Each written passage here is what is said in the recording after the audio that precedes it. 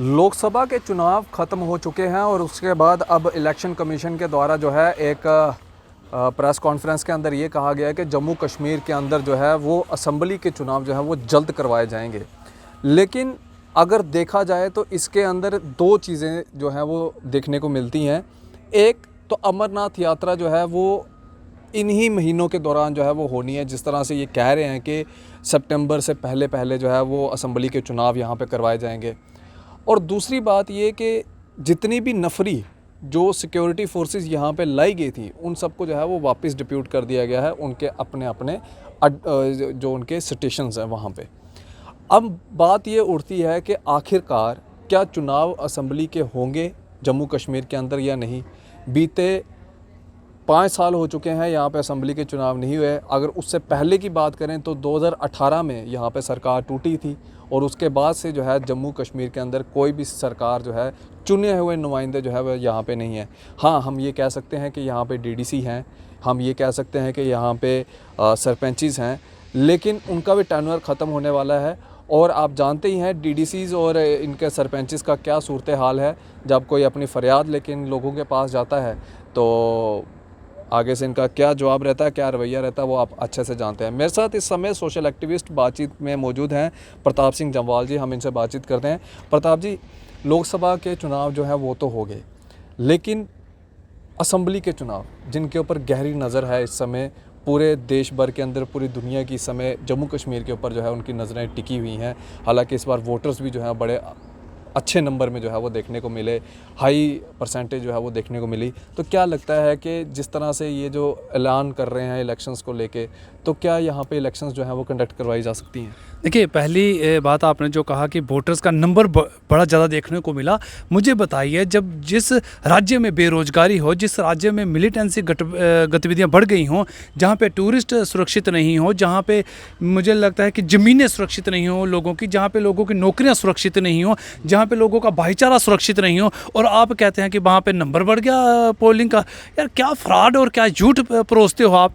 तो इसका election commission झूठ बोल रहे हैं। मुझे बताइए, ये मेरे घर में आग लगी है और मैं पानी पिलाने दूसरे के घर लोगों को जाऊंगा, कैसी बात है। जम्मू कश्मीर जल रहा है, जहाँ पे आतंकवादी घटनाएं, मैंने तमाम जितनी चीज़ें गिनाई हैं उनमें से एक भी चीज़ से आप डिनाई कर सकते हैं क्या? कोई भी नहीं कर सकता, इवन कि भारतीय जनता पार्टी वाले भी नहीं कर सकते। तो इसलिए मुझे लगता है ये झूठ परोसने वाली राजनीति सिर्फ विश्व को दिखाना है कि जम्मू कश्मीर में हमने देखिए 370 के बाद इतना विकास हो गया, इतनी डेवलपमेंट होगी, लोग उभर के बाहर आए हैं। लेकिन सच्चाई जो है वो मुझे लगता है कोसों दूर है। जम्मू कश्मीर में देखिए, आपने हमसे विधानसभा छीन ली तो हम आपको वोट डालेंगे क्या? लोग घरों से बाहर आएंगे। हमारी नौकरियां छीन रही हैं तो हम क्या पोलिंग बूथ पे दौड़ेंगे? हमसे हमारे अधिकार छीन लिए, हम पोलिंग बूथ पे दौड़ेंगे क्या? हम फरियाद ये कह रहे हैं कि हमें विधानसभा दीजिए, हमारी विधानसभा दीजिए जो हमारे हक और हकूक़ का फैसला कर सके। लेकिन सरकार ने क्या किया? आपने पार्लियामेंट के चुनाव करवा दिए। और जब आप ये नारा दे रहे थे कि एक देश एक चुनाव होगा तो जम्मू कश्मीर का चुनाव साथ में हो सकता, आपने तब भी नहीं करवाया। तो साफ दर्शाता है कि आप झूठ पे झूठ परोसे जा रहे हैं। जहां भारतीय जनता पार्टी को नुमाइंदा नहीं मिला खड़ा करने के लिए, तो जनाब आप कह रहे हैं कि जहां पे वोटिंग बड़ी ज़्यादा हुई, तो ये झूठ है। और रही बात इलेक्शन कमीशन की, पहले इलेक्शन कमीशन को ये डिसाइड करना है कि इलेक्शन कमीशन की जिम्मेवारी अमित शाह जी निभा रहे हैं या इलेक्शन कमीशन निभा रहा है। हमें तो आज तक ये समझ नहीं आ रहा कि चुनाव करवाने किसने हैं। अमित शाह जी के ऐलान से चुनाव होगा या इलेक्शन कमीशन जी के कहने पर चुनाव होगा? क्योंकि आज ये दोनों चीज़ें एक ही पहलू में सिमट गई हैं। इलेक्शन कमीशन का मुझे लगता है कोई बहुत बड़ा रोल आज देखने को नहीं मिलता।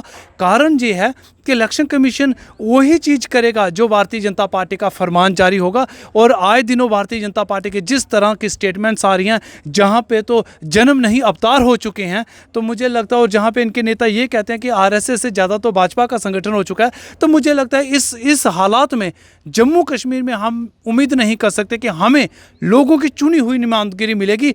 दिखावे के लिए शायद भारतीय जनता पार्टी करे, लेकिन मुझे लगता नहीं अभी जहाँ कोई चुनाव करवाने के पक्ष में भारतीय जनता पार्टी है। क्योंकि जहां संसद के लिए इन्हें नुमाइंदा नहीं मिला, तो लोकल असेंबली के लिए भी इन्होंने नुमाइंदे छोड़िए, इन्हें पोलिंग बूथ पे बैठने के लिए भी कोई नहीं मिलेगा। प्रताप जी, हम लोगों से बातचीत जब करते हैं, लोग ये कहते हैं कि इस बार 400 पार का नारा तो इनकी तरफ से लगाया गया, लेकिन वो नारा गायब भी हो गया। और कहीं ना कहीं अगर 400 पार सीटें इनकी नहीं आती है तो सुनने में ये आ रहा है कि ये असम्बली के चुनाव भी जो है वो जम्मू कश्मीर में नहीं करवाएंगे। देखिए, भारतीय जनता पार्टी की एक लाइन बड़ी अजीब सी है लिहाजे में बदतमीजी, चेहरे पे नकाब लिए फिरते हैं। इनके खाते खुद के ख़राब है, जो लोगों का हिसाब लिए फिरते हैं। भारतीय जनता पार्टी का खुद का खाता आज ख़राब हो चुका है। पहले ये 400 पार कहते थे तो इन्होंने मंदिर मस्जिद के नाम पे सियासत शुरू कर दी। इन्हें लगा 400 पार नहीं हो रहा, इन्होंने मंगलसूत्र के नाम पे सियासत शुरू कर दी। इन्हें लगा 400 पार नहीं हो रहा, जो जन्म से अब अवतार पे आ चुके हैं।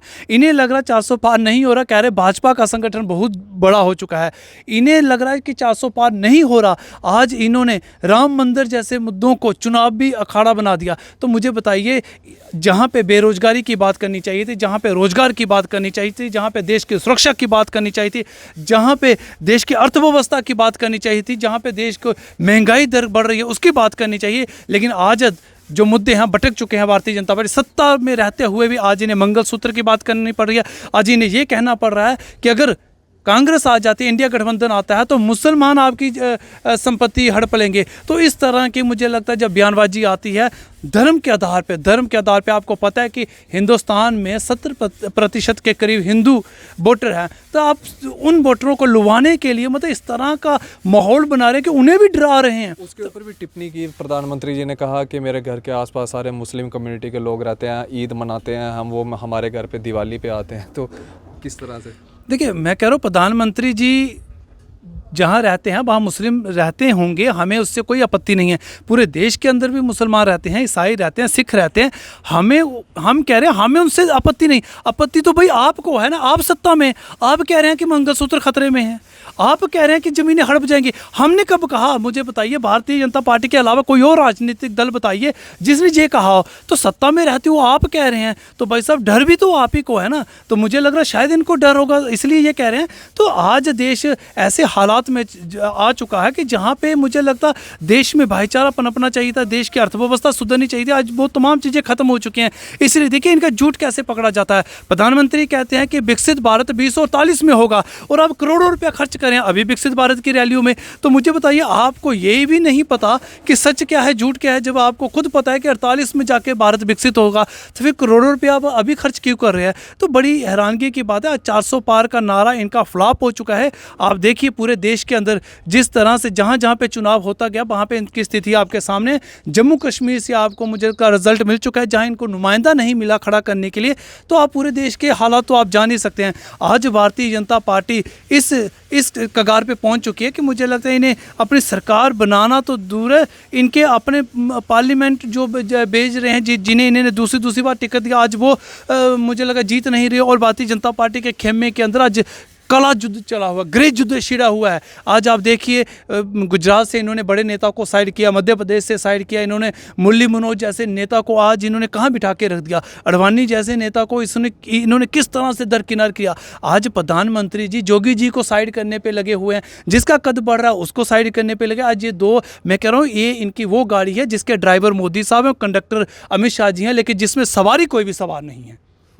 चलिए, बहुत बहुत शुक्रिया। ये हम प्रताप सिंह जम्वाल जी से बातचीत कर रहे थे। असम्बली इलेक्शंस को लेकर बातचीत हो रही थी। अब पता नहीं असम्बली इलेक्शंस होती है नहीं होती है, हालांकि होम मिनिस्टर साहब ने ये कहा है, इलेक्शन कमीशन ये कह रहा है, लेकिन पिछले बीते 5 सालों से पूछा जा रहा है और 5 सालों से यही चीज़ चलती आ रही है कि जल्द चुनाव होंगे, वेरी सून। लेकिन कब? आखिरकार पूछता है हर जम्मू कश्मीर का बाशिंदा कि कब यहाँ पे जो है वो असम्बली के जो है वो चुनाव जो है यहाँ पे करवाए जाएंगे, कब हमारा चुना हुआ एक विधान जो है वो यहाँ पे असम्बली के अंदर बैठ के जो है वो हमारे फ्यूचर के बारे में जो है वो डिसाइड करेगा। बाकी आप कितना सेटिस्फाई हैं प्रताप सिंह जम्वाल जी की बात से, इस वीडियो के कमेंट सेक्शन में जो है अपनी राय रख सकते हैं। आप इसी तरह से बने द न्यूज़ नाउ के साथ। मुझे दीजिए इजाज़त। आदाब, अस्सलाम वालेकुम।